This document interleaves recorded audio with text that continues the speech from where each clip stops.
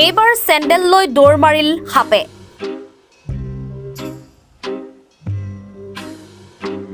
ঐ ইয়াতে নাহিবি, এনেকৈ কৈ আছে যেন সাপটোৱে শুনিব পাৰে।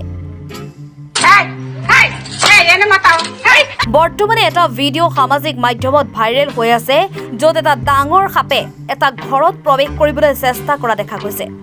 ঘৰৰ মানুহবোৰে চিঞৰ বাখৰ কৰা শুনা গৈছে। এগৰাকী মহিলাই সাপটোক ঘৰত প্ৰৱেশ নকৰিবলৈ কৈছে যে সাপটোৱে শুনিব পাৰে। তাৰ পিছত যি ঘটিল সেয়া চালে আপোনাৰো চকু কপালত উঠিব। সাপটোক ভয় খুৱাবলৈ এপাত চেণ্ডেল দলিয়াই দিয়া হৈছে। সাপটোৱে চেণ্ডেল পাত দাঁতেৰে ধৰি চেণ্ডেল লৈ পলাই যায় আৰু যাৰ ফলত এক হাস্যকৰ দৃশ্যৰ সৃষ্টি।